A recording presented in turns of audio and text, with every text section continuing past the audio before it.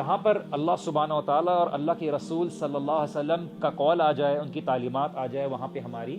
زبانیں رک جاتی ہیں، وہاں ہمارے ہاتھ رک جاتے ہیں، وہاں ہماری اپنی مرضی رک جاتی ہے. کیونکہ ایک مسلمان بائی ڈیفینیشن مسلمان وہ ہے جو اپنی مرضی اللہ سبحانہ و تعالیٰ کے حوالے کر دے. ما یلفظ من قول الا لدیہ رقیب عتید. زبان سے کوئی بھی بات نہیں نکلتی لیکن دو فرشتے ہیں جو اس کو لکھتے ہیں، حاضر ہیں، وہ لکھتے ہیں. تو ایک مومن اپنی زبان سے کیا الفاظ نکالتا ہے، ایک مومن اپنے زبان سے کیا الفاظ نکالنے کا سوچتا ہے، اس کے بارے میں بڑا کانشیس رہتا ہے کہ رب میرا راضی ہو یا ناراض ہو. اور اللہ کے رسول صلی اللہ علیہ وسلم نے جیسے فرمایا کہ ایک انسان زبان سے کچھ الفاظ نکالتا ہے اور اس کو اس کا شعور بھی نہیں ہوتا، اور وہ جہنم کے بالکل ڈیپس میں چلا جاتا ہے، وہ جہنمیوں میں سے ہو جاتا ہے کہ اس کو اس بات کا احساس بھی نہیں ہوتا کہ وہ اپنی زبان سے ایک لفظ نکالتا ہے اور وہ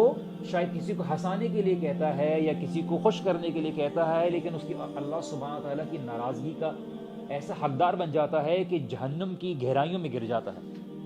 اور اسی طرح سے اپنی زبان سے کچھ ایسے الفاظ نکالتا ہے، اس کو اس بات کا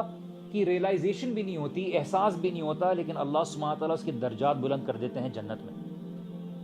تو ایک مومن اپنی زبان سے کیا الفاظ نکالتا ہے، اس کی زندگی میں کیا وہ چوائسز رکھتا ہے، وہ اپنی زندگی میں کیا حدود ڈالتا ہے، یہ سب اللہ سبحانہ و تعالیٰ کی مرضی کے حساب سے ہوتا ہے. یہاں تک کہ رسول اللہ صلی اللہ علیہ وسلم کو بھی یہ مرضی نہیں دی گئی